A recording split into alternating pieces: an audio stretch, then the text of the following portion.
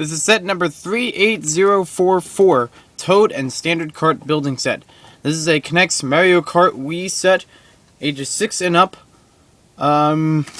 65 pieces, includes a pullback motor, 1 figure, and released in 2012. Its original retail price, was $15.99 and is still the standard price on the NEX website. Sometimes you can find this for a little bit lower. I also saw online, Target has this available for around $10.99 for a price cut. And a price cut from $13.19 or $13.10. It was hard to see with the line through it, but it's still, not too expensive for this, which is really good. The price has been dropping quite a bit from $15.99, the original price. So let's take a closer look at this set now. I don't have any of the bags with it, but as far as I can remember, this had several different bags. One of them had the sticker sheet in it, and you can see all the different stickers are labeled by number, and it also shows you, this one says top, so it means to use the top of it just for that sticker, I guess. Some of the extra molds, such as Toad, were featured in their own mold bag. And this one is, well, Toad. Hello! That's my Toad impression. He's got very short legs and very short body, but an enormous head. I don't know how that happens. He's a very good figure because of his, accurate size to some of the other Mario series figures. His feet can only move a little bit in either direction, left and right. And these do come apart in 3 different pieces.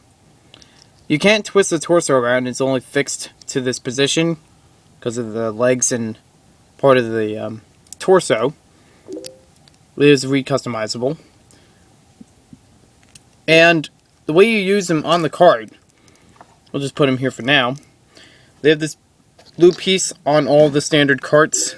You attach Toad onto there, and he can swivel a little bit, but he looks like that he's in the cart and that he's driving it. Before we get to that, we'll mention a few other things about the set. These are the instructions. It shows you in here. You can go online to knex.com/Mario Kart Wii to print free track panels. These are ones that you can attach onto the bottom of your box and use it for play. So even if you don't have the full tracks or anything, you can still use it as a giant ramp. So that's a nice way to use the box. And these are your instructions. Pretty simple. A lot of brick-built instructions. Some of them with the very odd, knob pieces. I haven't seen that before, but I guess it's more of a NEX thing than a Lego thing. It also shows you on here the letters for which you put on the stickers. And it makes it very clear. So it's a nice foldable set of instructions.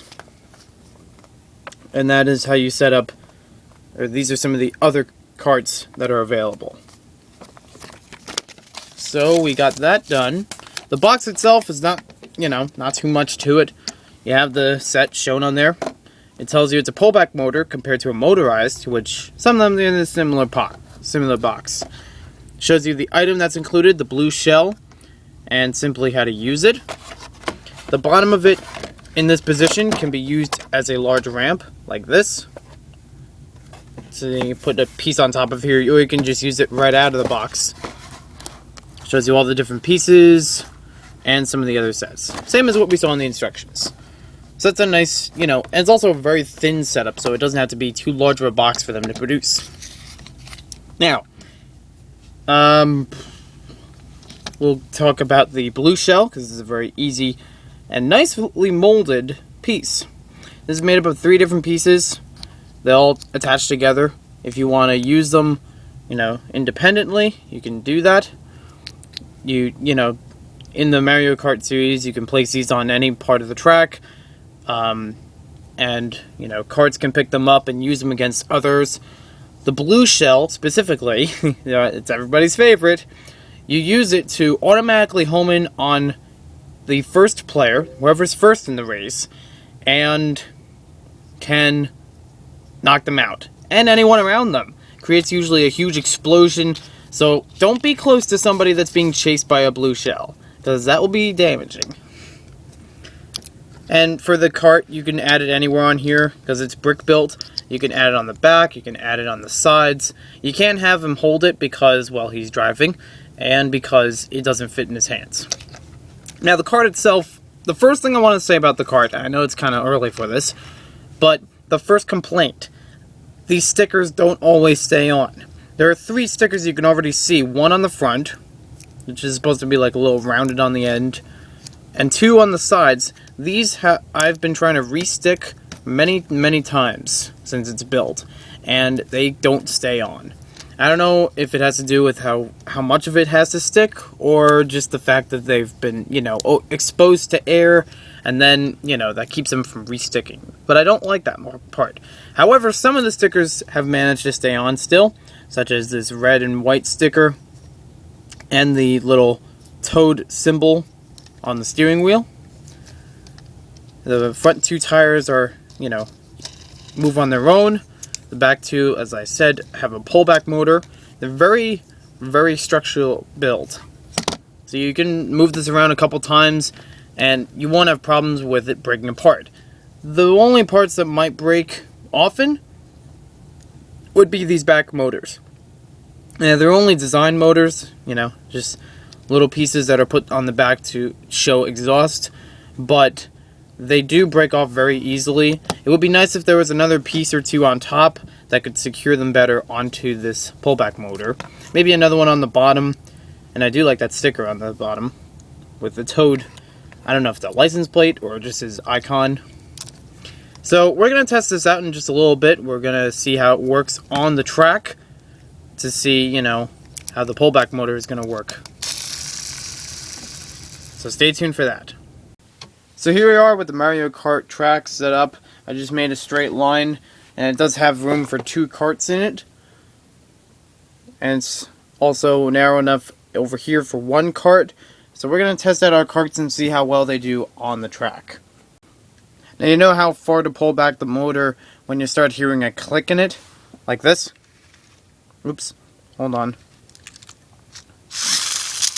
Okay, so there we have the wheels going, and they go pretty fast. Hopefully I have enough track to test this. Just these pieces on the back are falling off, as I mentioned in my review. Probably the best place to hold it is right here. That's the click. Alright, so let's test out the first cart. Okay, so it's working pretty good. We might do another test with it going around curves. So here we have another version of the track. This one's a little bit smaller, a little bit wider. One section of it has room for 1 car to go through. Another one has 2 cars, and each side has curves. So let's test out our carts in here. Just wind it up enough to get it going. And let's see how they do. Okay, so not enough to get around one side. Let me try that again. Maybe we'll try it on the other side, see if it's any better. Because maybe the room around it was messing it up. So we're starting here. Yeah, not even that way. It's still not getting around that last curve. So it does lose a lot of momentum, and maybe it's hitting the side of the walls. So let's try it with our other one. We're going to give this one more try, and I'm going to test if it has to do with how far back we pull it.